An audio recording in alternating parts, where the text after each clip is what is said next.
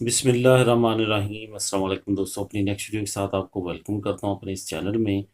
उम्मीद है आप सब खैरियत से होंगे। वीडियो शुरू करने से पहले सबसे पहले तो आपको ये कहता चलूँ दोस्तों, जो दोस्त मेरा टेलीफ़ोन नंबर बार बार मुझसे कमेंट करके मांग रहे हैं, मैं उनको यही कहूँगा कि प्लीज़ मेरा ईमेल एड्रेस पे अपना टेलीफ़ोन नंबर भेज दिया करें। मुझे जैसे ही टाइम मिलता है मैं आप लोगों के साथ रब्ता कर लूँगा। मेरा ईमेल एड्रेस जगह जगह पे लिखा हुआ है, तो मैं दोबारा से रिपीट कर देता हूँ। अली मनसब, ALIMUNSAB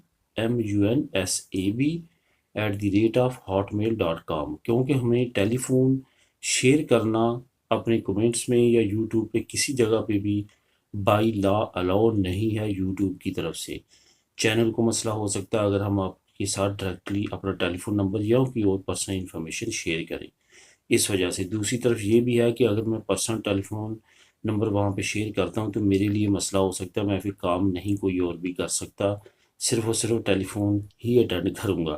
तो इस वजह से प्लीज़ जिन दोस्तों को ज़रूरत है, बहुत ज़्यादा की ख़ास मशवरा या बात करना चाहते हैं, वैसे तो मैं हर इंफॉर्मेशन यहीं पे शेयर करता हूँ, तो वो ईमेल एड्रेस पे मुझे अपना टेलीफोन नंबर भेज सकते हैं। मैं एज़ सुन एज़ अर्ली उनके साथ रब्ता कर लूँगा। तो चलते हैं आज की न्यूज़ की जानब। जो अहम न्यूज़ है, सबसे पहले तो स्पेन के वज़ीर आज़म ने एक बहुत अहम प्रेस कॉन्फ्रेंस की है, उस पे बात करेंगे। जो प्राइम मिनिस्टर हैं स्पेन के, उनका ये कहना है कि उन्होंने बहुत बड़ी अचीवमेंट की है, जो कि अभी आपके सामने मैं बताऊंगा कुछ अदाद शुमार के क्या उनकी अचीवमेंट है और उन्होंने क्या किया। स्पेन के वज़ीर आज़म ने अहम कॉन्फ्रेंस में ये कहा है कि 66% जो स्पेनिश हैं उनको हमने पहली खुराक दे दी है। जो स्पेन में रहने वाले लोग हैं उनको 66% पहली खुराक, जिन्होंने एक खुराक ले ली है, जिसमें जॉनसन के भी लोग शामिल हैं और फाइज़र के लोग भी शामिल हैं। और ये अचीवमेंट उनका कहना है कि हम बड़े बड़े मुल्कों को पीछे छोड़ गए, जिसमें उन्होंने नाम लिया बरतानिया का, अमेरिका का, फ्रांस का, जर्मनी का, कि हमने उनसे भी ज़्यादा तेज़ी के साथ वैक्सीनेट किया अपने लोगों को। इसमें कोई शक नहीं है, ऐसा ही है। उसके बाद 55% जो लोग हैं उनको दोनों डोज लग चुके हैं, यानी कि फाइजर की दोनों डोज लग चुके हैं, वो ख़तरे से बाहर हैं। तो ये उनका कहना था और उन्होंने ये भी कहा कि इस तमाम अचीवमेंट पे स्पेन की हुकूमत को गोल्ड मेडल मिलना चाहिए, क्योंकि आजकल टोक्यो ओलंपिक्स हो रही हैं, इस वजह से प्राइम मिनिस्टर के जहन में गोल्ड मेडल आया कि, और उन्होंने गोल्ड मेडल अपनी हुकूमत को खुद ही देने का जो है वो ऐलान किया है। तो इसमें ये काफ़ी बड़ी अचीवमेंट का उन्होंने ऐलान तो किया है, लेकिन साथ साथ ख़तरात जो है वो कम नहीं हुए, पहले की तरह ही हैं। बल्कि अब इटली में भी दोबारा से कोरोना वायरस सर उठा रहा है, लेकिन स्पेन में ऑलरेडी कंडीशन जो है वो क्रिटिकल है। इस वजह से एहतियात की बहुत ज़्यादा ज़रूरत है। बेशक वैक्सीनेशन हो चुकी है, लेकिन वैक्सीनेशन के साथ साथ भी नए केसेस आ रहे हैं। यहाँ पे आप लोगों के साथ ये भी शेयर करता चलूँ कि बहुत सारे लोग ऐसे हैं जिन्होंने फाइज़र जॉनसन वैक्सीन लगाई और 20 दिन, लगाने के 20 दिन के अंदर अंदर उनको कोरोना वायरस हो गया। क्योंकि जब आप वैक्सीन लगवा लेते हैं तो आप थोड़ी सी केयरलेस हो जाते हैं, उससे क्या होता है कि आपको कोरोना होने के ज़्यादा चांसेस हो जाते हैं। इस वजह से आपने 20 दिन तक जो है बहुत ज़्यादा एहतियात करनी है, क्योंकि एंटीबॉडीज़ जिस्म में बनते बनते 20 दिन लग जाते हैं। जब वैक्सीनेशन आपकी हो जाती है उसके बाद 20 दिन जो है वह आप उसी तरह एहतियात करें जिस तरह वैक्सीनेशन लगवाने से पहले कर रहे थे। बल्कि एहतियात अभी जारी रखनी चाहिए जब तक कोरोना के असरात बिल्कुल कम नहीं हो जाते। इसके अलावा अगर ओवरऑल बात करें, इटली के हालात थोड़े से ख़राब होते जा रहे हैं। इसके साथ साथ जर्मनी में कुछ जगहों पे इतलात हैं दोबारा से ही कोरोना की, फ्रांस में दोबारा से कोरोना की कुछ इतलात हैं। इसके साथ साथ इंग्लैंड में काफ़ी तेज़ी के साथ बेहतरी आ रही है, लेकिन वहाँ पे भी अभी बिल्कुल भी ठीक नहीं हो सका। वहाँ पे भी काफ़ी इतला है कि वहाँ पे भी केसेस जो हैं वो काफ़ी ज़्यादा आ रहे हैं, हॉस्पिटल में एडमिट लोग हो रहे हैं।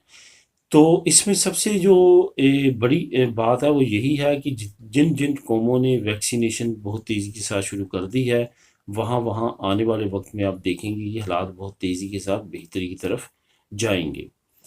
अब बात करते हैं स्पेन हुकूमत का इमदाद का एक बड़ा ऐलान। इस कम्युनिटी में हमारे लोग तो इतनी ज़्यादा नहीं आते, क्योंकि हमारे लोग इतने ज़्यादा एज्ड नहीं हैं, लेकिन हुकूमत की तरफ से बहरहाल एक बहुत बड़ा ऐलान किया गया। ये ऐलान किया गया पेंशनरी लोगों के लिए जो कि पेंशन ले चुके हैं, जिसमें हमारी कम्युनिटी के शायद कुछ लोग हों और बाकी देसी कम्युनिटी के भी लोग लाजमी तौर पे होंगे।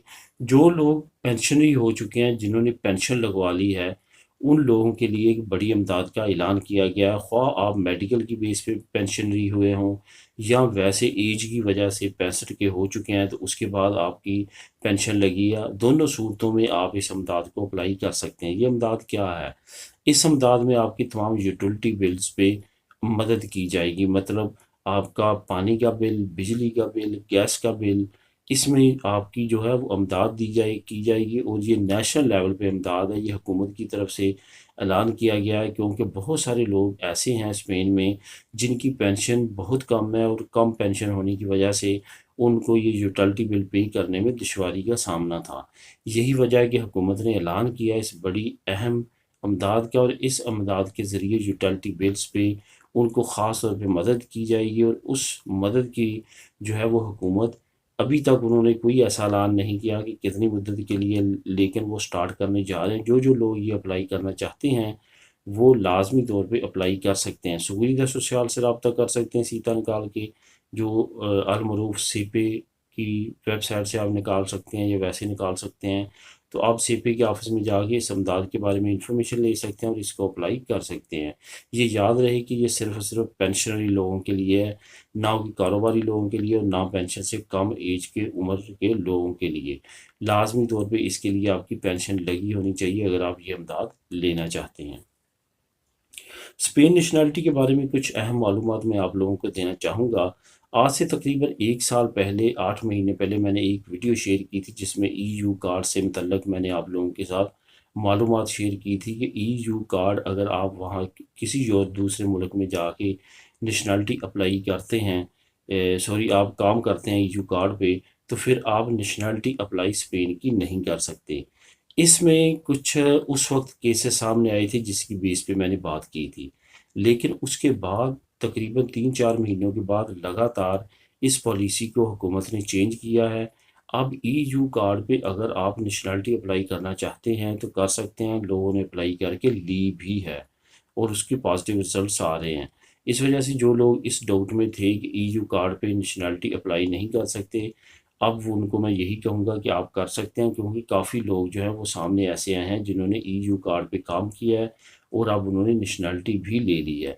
इसकी सबसे बड़ी रीज़न ये भी हो सकती है कि क्योंकि जब आप ईयू कार्ड पे काम करते हैं तो आपका टैक्स जो है वो स्पेन में भी जमा होता है और उस मुल्क में भी जहाँ पे आप काम कर रहे होते हैं। यानी कि आपका लिंक आपके मुल्क से, जिस मुल्क के आपके पेपर हैं, ख़त्म नहीं होता। यही वजह है कि कल को अगर आप नेशनैलिटी अप्लाई करना चाहते हैं तो आप नेशनैलिटी अप्लाई कर सकते हैं। अगर आप फैमिली के साथ उधर हैं तो फिर आप जो है वो आपकी फैमिली के लिए प्रॉब्लम हो सकता है, आपके बच्चों के लिए हो सकता है, क्योंकि उनके अगर तो आप लीगल तरीके से यहाँ से वहाँ उनको अपने साथ लेके गए हैं फिर तो वो वहाँ के मुल्क के अप्लाई करेंगे नेशनैलिटी रूल और रेगुलेशन के मुताबिक।